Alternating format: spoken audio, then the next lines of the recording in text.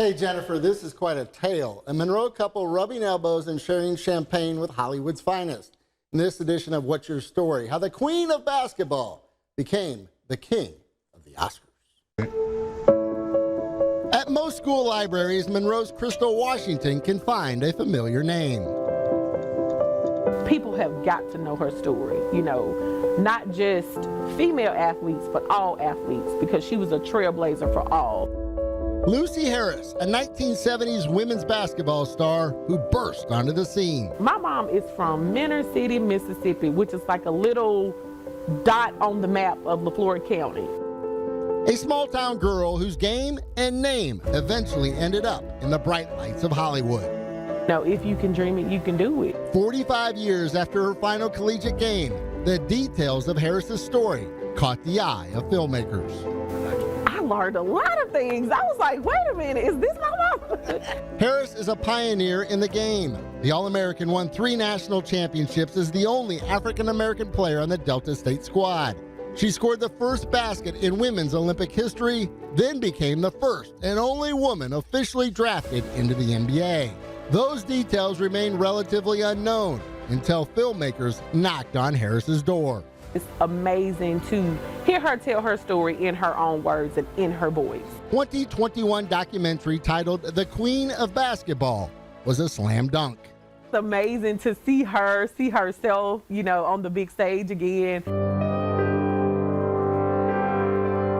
Sadly, in January, Harris passed away as her reputation continued to grow as the documentary was nominated for an Academy Award. Her name was relevant again. A once-in-a-lifetime opportunity. Harris's family was invited to walk the red carpet. Well, they said we looked fabulous. In the middle of A-listers, Monroe's newest power couple held their own.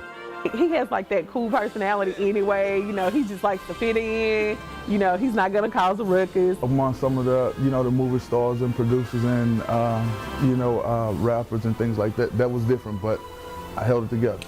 So no, I didn't have to coach him up because, you know, he knows how to act. However, that quickly changed as they settled in for the ceremony. Here are the nominees for Best Documentary. The producers team was like, hey, we're next. And we were like, what? Wait, I don't have time to prep myself. Set up like a game-winning shot, you know.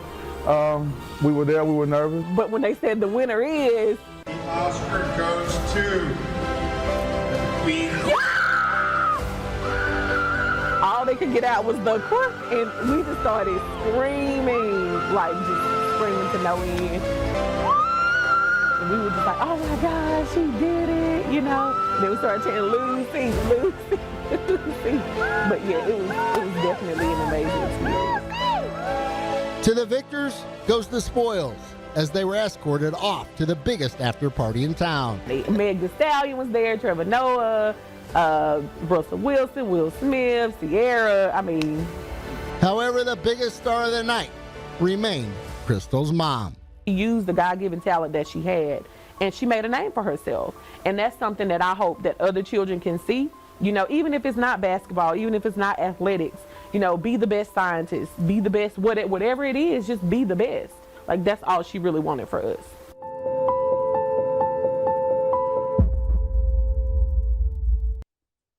What is your story? I'd love to tell it. Drop me an email at aaron.dietrich@knoe.com. By the way, Alex and Crystal say that the Will Smith clap was so random, so unpredictable, and happened so fast they barely caught it inside the Dolby Theater.